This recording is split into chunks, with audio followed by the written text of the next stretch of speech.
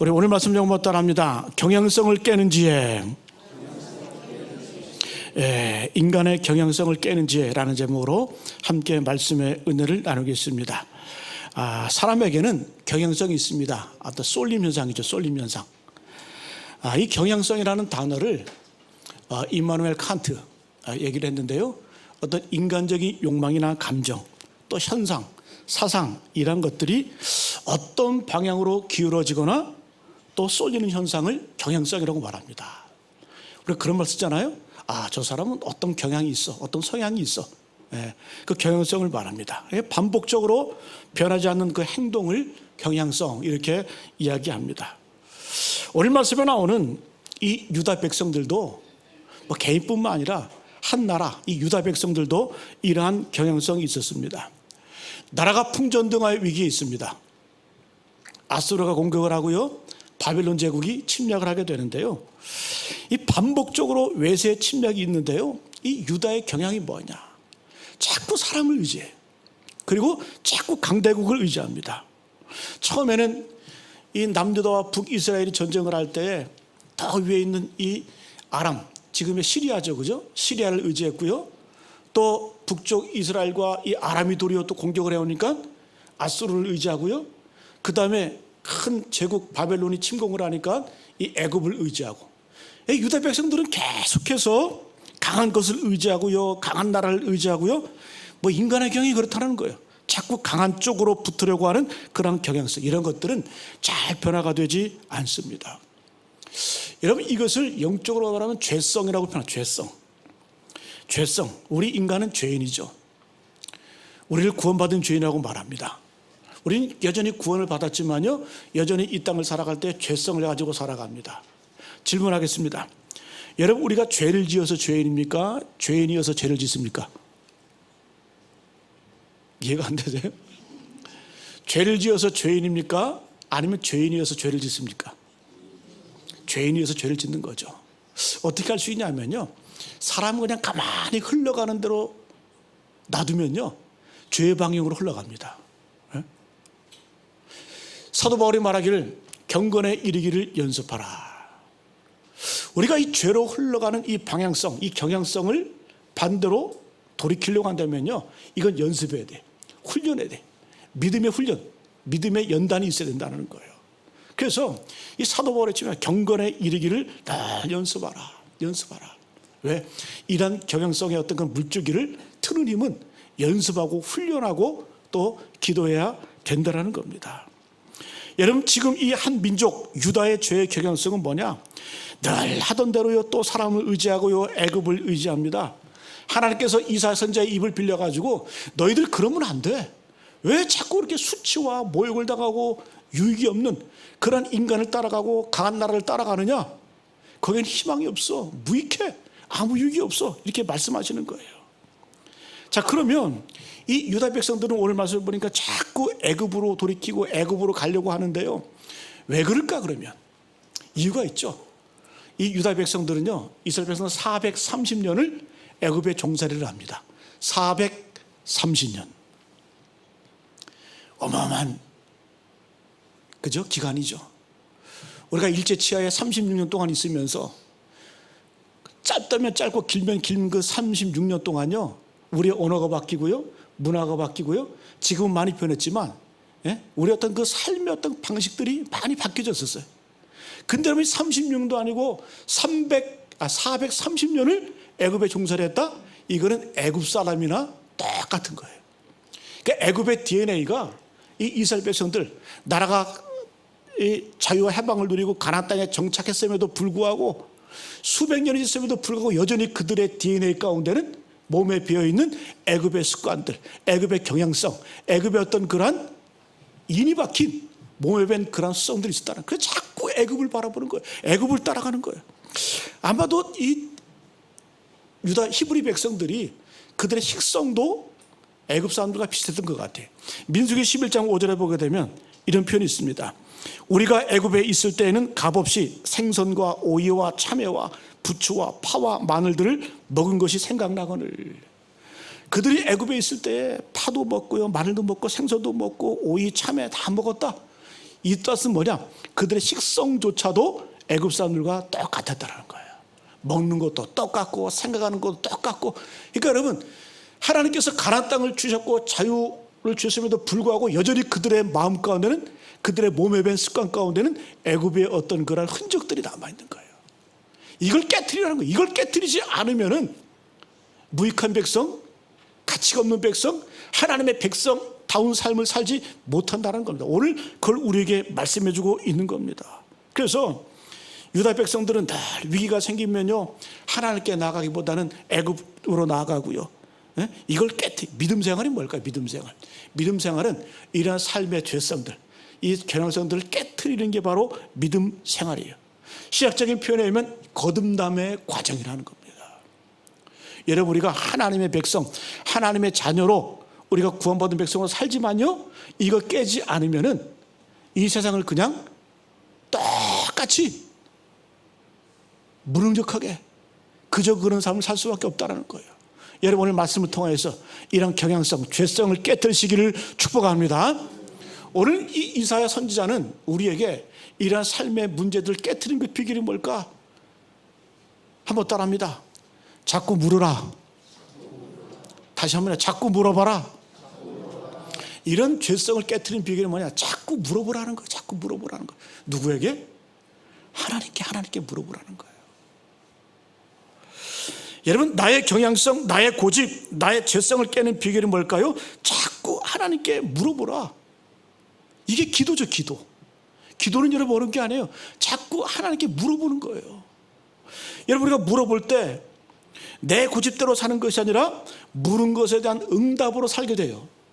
그래서 묻는 게 참 중요한 거예요. 그래서 여러분, 우리가 신앙생활, 삶의 어떤 그런 습관들, 나쁜 어떤 그런 경향성들을 깨는 비결이 뭐냐? 자꾸 하나님께 물어보라는 거예요. 물어보는. 새벽에도 물어보고요, 저녁에도 물어보고, 점심때도 물어보고, 화장실 가서도 물어보고, 어떤 일이 있을 때 다 물어보라는 거예요. 물어보라는 거예요. 여러분, 오늘 1절과 2절에 보니까 하나님께서 반복적으로 말씀하세요. 야, 너희들이 나의 입에 묻지 않았다. 나로 말미암지 않았다. 나의 영으로 말미암지 않았다. 너희들이 묻지 않고 행동하니까 여전히 너희들이 힘없고 결국 어떻게 수치를 당하고 망하게 되는 것이다. 그 말씀 하시는 거예요. 오늘 여러분 1절 2절 말씀 같이 배울까요? 1절 2절 말씀 시작. 여호와께서 이르시되 패역한 자식들은 화 있을진저 그들이 계교를 베푸나 나로 말미암지 아니하며 맹약을 맺으나 나의 영으로 말미암지 아니하고 죄의 죄를 더하도다. 그들이 바로의 세력 안에서 스스로 강하려 하며 애굽의 그늘에 피하려 하여 애굽으로 내려갔으되 나의 입에 묻지 아니하였도다. 1절에 보니까요, 나로 말미암지 아니하였다. 나의 영으로 말미암지 아니하였다.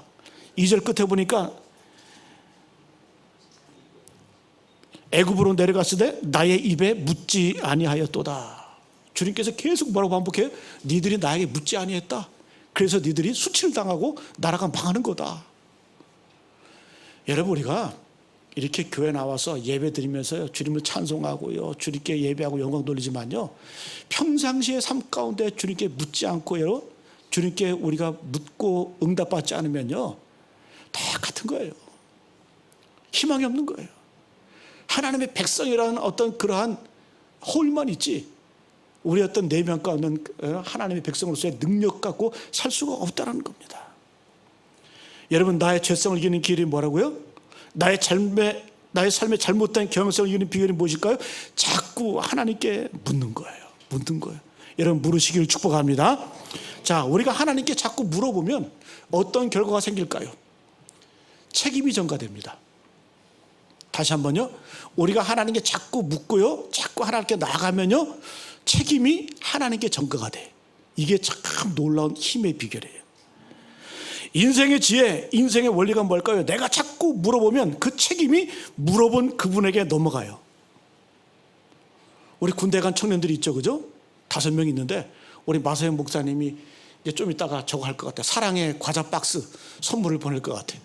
네, 계획을 하고 있는데 5명 우리 청년들이 군대 갔는데요, 저도 군대 생활 해봤지만 군대 생활 잘하는 비결이 뭐라요? 자꾸 물어봐야 돼. 네? 자꾸 그게 군대 생활 잘하는 거예요. 상관에게 물어보고요, 고참에게 자꾸 물어봐야 돼.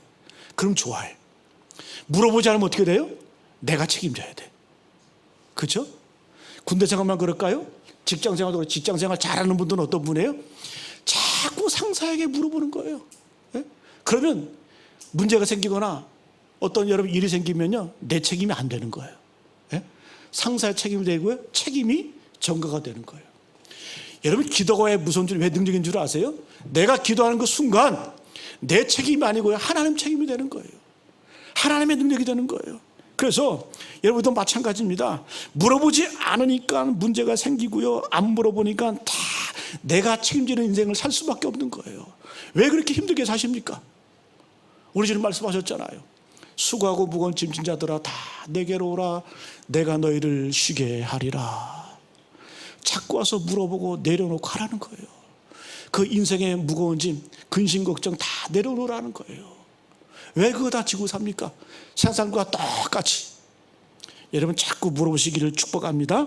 그래서 자꾸 기도하고 물어보면요, 내 사업이 하나님의 사업이 되고요, 그리고 내 문제가 하나님의 문제가 되고요, 내 싸움이 하나님의 문제가 되고요, 내 전쟁이 하나님의 전쟁이 되는 거예요.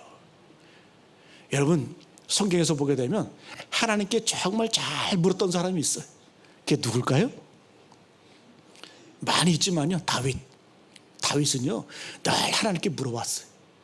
다윗도 인생의 큰 실패를 경험했거든요. 사무엘상 22장에 보게 되면 그가 사울왕을 피해서, 초창기 때 어렸을 때 그 사울왕을 피해가지고 높당으로 도망갑니다. 높당으로 도망갔더니 그 아히멜렉 제사장이 떡도 주고요, 칼도 나눠줍니다. 이 소식을 들은 이 사울왕이 군대를 이끌고요, 이 다윗을 쫓아오게 되는데, 다윗이 이미 도망갔죠. 이 사울왕이 열이 받아가지고 이 높당에 있는 대제사장과 그 제사장 70여 명을 칼로 다 죽여버려요.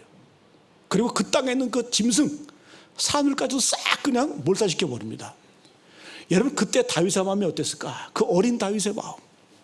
다윗은요, 그때 차라리 내 잘못으로 내가 죽으면 되는데, 나 때문에 무거운 사람들이 피를 흘리고 정말 상처를 입고 가족을 잃어버리고 한 마리 그냥 쑥다발이 되어버린 거예요. 중요한 것은요, 그때부터 다윗의 삶이 바뀌어버립니다. 그걸 경험하고 난 다음에. 그때부터요, 사무엘상 23장을 한번 읽어보세요.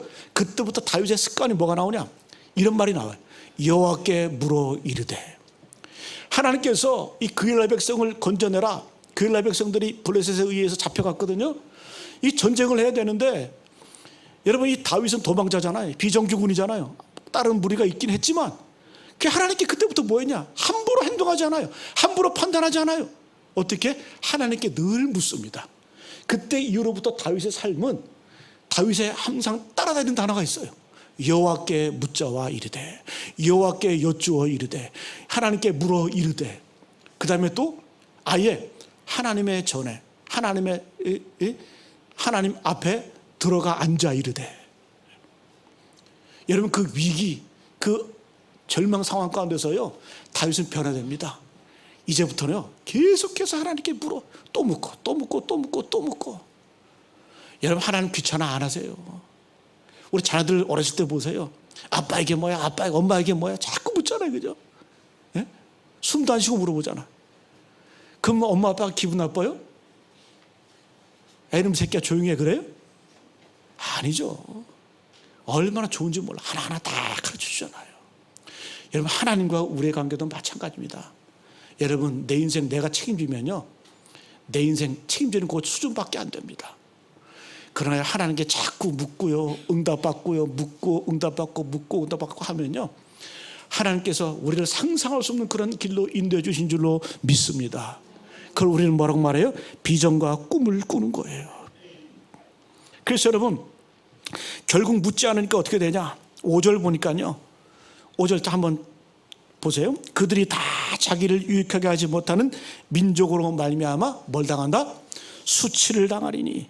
그 민족이 돕지도 못하며 유익하게도 못하고 수치가 되게 하며 수욕이 되게 할 뿐임이니라. 7절에도 보니까요, 애굽의 도움은 무익하고 헛되니라. 여러분, 사람 의지하지 마세요. 강한 것 의지하지 마세요. 처음에는요 뭔가 의지가 될 것 같아서 가서 보면요 나중에 다 지나고 보면 수치가 돼. 내가 왜 말을 했을까? 내가 왜 하나님께 기도하고 하나님께 나가지 못하고 왜 사람에게 나가서 내 속을 드러냈을까? 여러분 이스라엘 백성은 자꾸 애굽으로 나가죠. 왜? 애굽이 좋아 보이거든. 오늘 여러분 7절에 보니까 애굽을 뭐라고 표현합니까? 우리 7절 같이 한번 읽어볼까요? 7절 말씀 시작. 애굽의 도움은 헛되고 무익하니라. 그러나 내가 애굽을 가만히 앉은 라합이라 일컬었느니라. 애굽을 가만히 앉은 라합이래. 라합. 이 라합이라는 뜻이 뭘까? 라합. 라합하면 생각나는 여인이 누구잖아요? 여리고성의 그 기생 라합이잖아요, 그죠? 근데 이 라합이라는 뜻은 원래 무슨 뜻이냐면요, 뭐 풍요롭다, 물이 많다, 또 뭐 거센 물길이 넘쳐 흐른다. 이 애굽의 그 나일강, 이 나일강의 애굽이 그 나일강의 선물이 뭐 애굽의 선물이 나일강이라고 이렇게 얘기를 하잖아요, 그죠? 어떤 풍요로움을 상징한 게 라합이에요. 그래서 이 여리고성의 기생 라합이 왜 이름을 라합이라고 졌냐? 애굽의 영향을 받은 거겠죠, 그죠? 애굽의 그 풍성함, 애굽의 어떤 그런 넘쳐흐르는 어떤 그런 그 자랑거리, 거만함. 근데 여러분 그 라합을 하나님이 건져내시잖아요. 무의미한 그 라합. 그래서 우리가 여러분 결국 하나님께 묻지 않고 멋대로 행동하면 오늘 뭐라고 말씀해요? 애굽을 가만히 앉은 라합이라. 애굽의 도움은 헛되고 무익하니라. 여러분 주님만을 바라볼 수 있는 우리 모두 되시기를 축복합니다. 첫 번째, 우리 삶의 경영성을 깨는 비결, 자꾸 물어봐라. 자꾸 물어봐라. 두 번째 한번 따라합니다. 자꾸 들어라. 계속해서 여러분 들어야 돼요. 뭘 들어야 될까요? 하나님의 말씀을 들어야 돼요. 하나님의 말씀을 들어야 돼요. 하나님의 말씀도요, 듣기 좋은 말씀만 듣지 말고 아픈 말씀도 들어야 됩니다. 예레미야 때도 그랬죠. 이 선지자들, 대부분의 선지자들이 대부분 뭐라고 말해요? 평안하다, 평안하다, 안전하다, 안전하다 이렇게 얘기합니다. 이 바벨론이 침략을 해오는데 선지자들 대부분이 다 뭐다? 백성들의 입맛에 맞게 듣기 좋은 말만 하는 거예요. 평안해, 평안해, 안전해, 안전해. 근데 여러분 오직 예레미야만 뭐라고 말합니까? 아니야, 망해, 망해, 항복해야 돼, 항복해야 돼. 하나님께서 항복하라고 말씀하셨어. 그래도 어떻게 해요?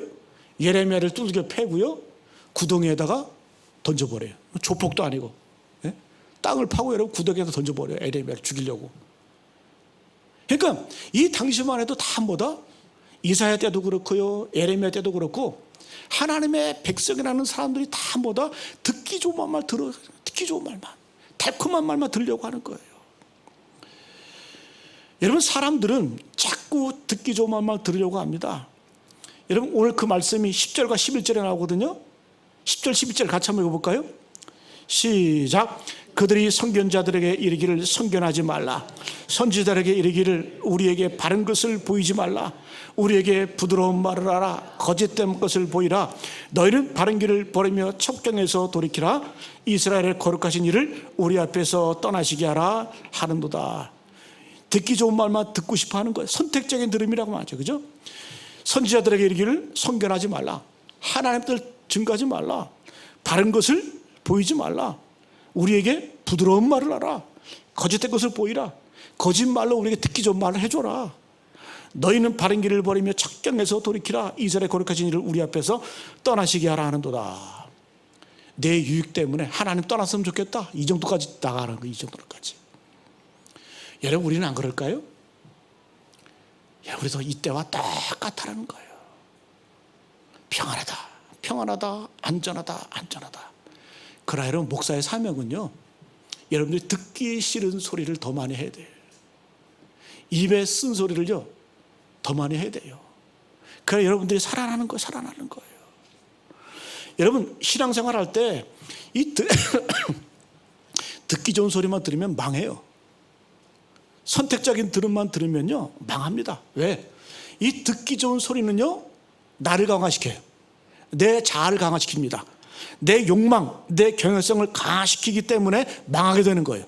듣기 좋은 소리만 들으면, 선택적인 들음만 들으면요. 여러분 디모데후서 4장 3절에 보게 되면요 마지막 때의 특징이 뭐냐 이렇게 말씀합니다. 디모데후서 4장 3절 때가 이르리니 사람이 바른 교훈을 받지 아니하며 귀가 가려워서 자기의 사욕을 따를 스승을 많이 두고 또 그 귀를 진리에서 돌이켜 허탄한 이야기를 따르느니라. 말세가 되면요, 사람이 망할 때가 되면요 어떻게 된다?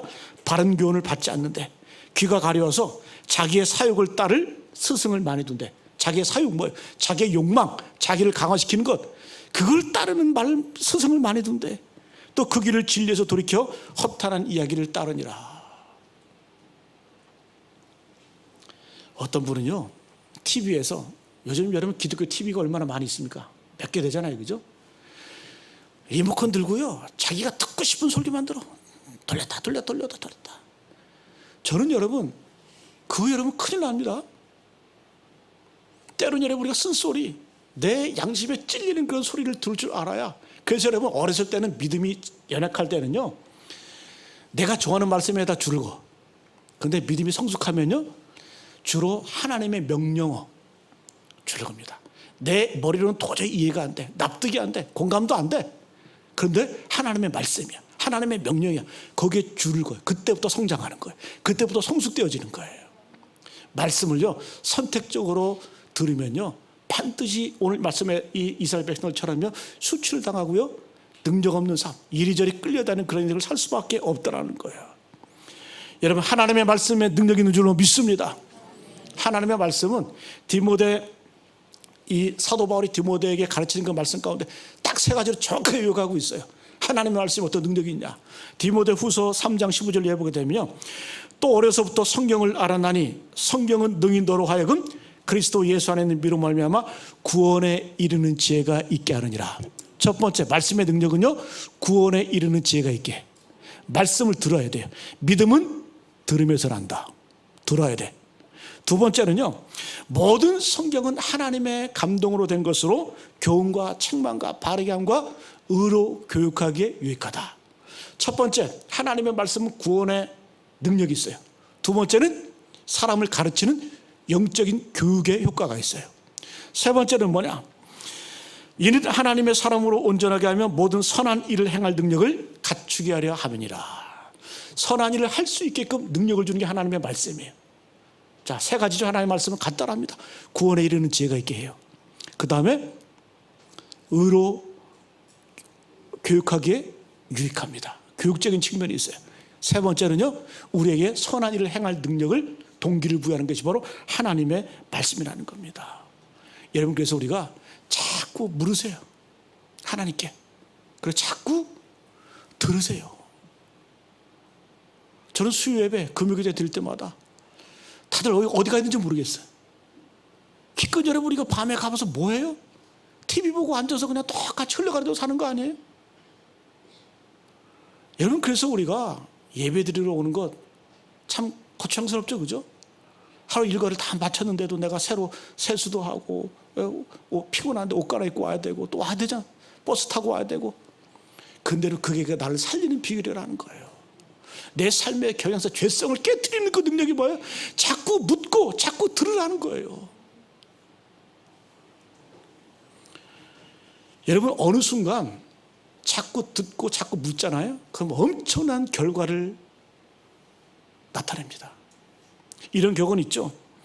물방울이 돌을 뚫는 것은 힘이 아니라 자주 떨어지기 때문이다. 우리 산에 가보면 물이 똑똑똑똑똑 떨어지면서, 근데 그 연약한 그 물방울, 힘도 없는 그 물방울이 똑똑똑똑 떨어지면 어느 순간 바위가 펴져 있잖아요. 예? 가장 연약한 물바람 같은 그 기도, 그 순간순간 모든 그 과정이요 나중에 어떻게 돼? 바위를 꿰뚫는 힘이 되고 영적인 파워로 우리에게 전해진다는 겁니다. 여러분 제발 그냥 그저 그런 인생 살지 마세요. 예? 신앙의 여러분 죄성, 경솔 깨는 비결은 간단합니다. 자꾸 하나님께 물어보고요. 직장에서든 교회에서든 자꾸 물으세요. 그 다음에 자꾸 들으세요. 그러면 자꾸 묻고 자꾸 들으면요 성령께서 여러분들을 인도하십니다. 성령께서 여러분 강력한 삶으로 인도해 나가세요. 성령께서 하는 역할이 뭐냐? 새로운 도전, 새로운 시도를 하게 하시는 분이 바로 성령님이세요. 사도행전 3장 1절을 보게 되면요, 사도행전 2장에서 오순절 이 다락방에 하나님께 전심으로 성도들이 모여서 기도합니다. 불에 혀같이 갈라지는 어떤 그런 성령의 능력을 체험을 한 다음에 상점으로 넘어와서요, 베드로와 요한이 성전에 올라가면 제9시 기도 시간에 하나님께 기도하러 이제 올라갑니다. 물으러 올라가는 거죠. 하나님께 물으러 올라갈 때 나면서 걷지 못하는 사람을 만나요. 근데 이 사람은 40년 동안 그 자리에 있던 사람이에요. 베드로와 요한이 늘 봤던 사람이에요. 평소 같으면 어떻습니까? 불쌍한 마음이 들고요, 그냥 동전 한 입 던져주고요, 그럴 텐데 성령 충만하고 나니까, 성령님의 임재를 경험하고 나니까 새로운 시도, 새로운 도전, 다른 때와는 다른 엄청난, 순간적인 엄청난 생각이 떠오르게 되는 거예요. 무슨 생각? 이 사람을 이렇게 세워야 되겠다. 뭐라고 선포합니까? 돈을 달라고 하니까요, 적살해 달라고 하니까 손을 내미니까요, 베드로가 이르되 은과 금은 내게 없거니와 내게 있는 것으로 내게 주노니 곧 나사렛 예수의 이름으로 일어나 걸어라. 할렐루야. 그 이전에는 상상도 못했겠죠. 그냥 습관적으로 봤던 사람이에요. 습관적으로 봤던 거린이에요. 그냥 지나가면서 불쌍히 여기고 동전 하나 던져줬던 그런 사람이에요. 근데요, 성령 충만하고 나니까 새로운 도전, 새로운 생각, 엄청난 생각이 떠오르는 거예요. 어떤 생각? 일으켜 세워야 되겠다. 누구의 이름으로? 나사렛 예수의 이름으로 일어나 걸어라. 베드로와 요한이 했다면 저와 여러분도 할 수 있는 줄로 믿습니다. 아멘 소리가 왜 이렇게 작아요? 그렇게 살든가 그럼. 사도행전 1장 8절 말씀, 오직 성령이 너에게 임하시면 너희가 권능을 받고 예루살렘과 유대와 사마리아와 땅끝까지 이르러 내 증인이 되리라. 오직 성령이 막 권능을 받고 끝나요? 아니에요. 부딪히는 거예요. 새로운 시도를 하는 거예요. 가서요, 나아가서 예루살렘에 가서 부딪히고요, 유대 가서 부딪히고요, 사마리아 가서 부딪히고요, 땅끝까지 이르러 부딪히는 삶을 사는 거예요. 거기에 능력이 나타나고요, 그런 사람들을 통해서요, 그런 부딪히는 사람들을 통해서, 하나님의 백성을 통해서 지금 여러분 이 나라 이 땅이 복음화된 줄로 믿습니다. 복음화된 줄로 믿습니다. 사도행전 10장에 보게 되면 베드로가 나오죠, 그죠? 베드로의 생각 가운데는 그 전까지는 다 뭐예요? 이 복음은 유대인을 위한 복음이다.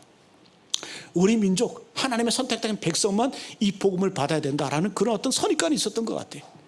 그러니까 하나님께서 사도행전 10장을 보게 되면 환상을 보여주세요. 베드로에게 환상을 봤는데 이 어떤 하늘에서 보자기가 내려오는데 그 안에 보니까 그 유대인들이 먹지 말아야 될 가증한 그 어떤 것들, 그죠? 그런 것들이 한가득 그냥 하늘에서 내려오는 거예요. 근데 또 음성이 나서 하나님께서 말씀하시는데, 베드로야, 너 그거 받아 먹으라, 이렇게 하는 거예요. 근데 베드로가 뭐라고 말하냐? 하나님, 그럴 수 없습니다. 속되고 깨끗하지 아니한 것을 내가 결코 먹지 못하겠다. 인간의 경향성, 인간의 선입견, 인간의 편견이 얼마나 강한지 하나님께서 환상 가운데 너 받아 먹어. 자기의 경향성이 하나님보다 더 큰 거예요. 자기의 선입견, 편견이 하나님의 음성보다 더 크게 들리는 거예요. 말을 들어보자. 우리 하나님을 가르치죠. 하나님께서 말씀하셔도 불구하고 속되고 깨끗하지 않은 것을 내가 받아 먹을 수 없나이다. 오히려 하나님을 훈계하고 있죠. 여러분, 이것이 우리의 모습 아닙니까? 이걸 깨트리라는 거예요. 그때 하나님이 훈계하죠. 야, 내가 깨끗하게 한 거야. 내가 속되다고 한 것을 네가 깨끗하다고 말하냐? 내가 깨끗하게 해서 네가 속되다고 말하냐? 너 주제를 모르네. 나 하나님이야. 너 베드로야. 왜 그렇게 네가 선택적으로 들으려고 하냐? 그때 베드로의 어떤 선입견이 완전히 깨져버린 거예요. 결국 어떻게 됩니까? 베드로가 복음을 전하는데요, 이방인 최초로 복음을 받은 사람이 누구예요? 로마의 백부장 고넬료. 고넬료가요, 이방인 최초로 예수님을 영접하고요, 온 집안의 세례를 받고요, 하나님의 자녀가 됩니다. 그때 여러분, 이 베드로의 그 아집과 그 유대인의 어떤 그 편견이 완전히 깨트려 버리는 거예요. 하나님 그걸 깨라고 말씀하는 거예요. 뭘 통해서요? 성령이 우리 가운데 역사하시면요, 이런 인간의 한계가 깨트려 버리는 거예요. 오늘 말씀을 마치겠습니다. 여러분, 성령께서는, 하나님께서는요, 우리의 삶, 우리 한 분 한 분의 삶이요, 그냥 그저 그런 삶을 살기를 원치 않으세요. 하나님의 백성다운 삶을 좀 살아봐라. 그럼 우리 인간의 이 죄성, 경성을 깨는 그 비결이 뭐냐? 첫 번째는 뭐라고요? 자꾸 물어보세요. 하나님께 기도하세요. 항상 기뻐하라. 쉬지 말고 기도하라. 범사에 감사하라. 두 번째는요, 좋은 말씀만 듣지 마시고요, 되게 아픈 말씀도 들을 줄 알아야 돼요. 네? 어떨 때는요, 아픈 말씀 들으면 삐지고 돌아가. 우리 교회 말고요, 예전 제가 교회 있을 때, 그때 제가 더 젊어서요, 진짜 막 그냥 속을 후벼 패는 그런 말씀도 했거든요. 지금 목사가 많이 타락을 해서, 예? 타협도 하지만요, 여러분, 아픈 말씀을 들어야 건강해지는 거예요. 아픈 말씀 들어야. 그러면요, 성령께서 여러분들의 삶을 구체적으로 인도하십니다. 여러분들의 삶을 만들어 가십니다. 이런 은혜가 있기를 간절히 축복합니다.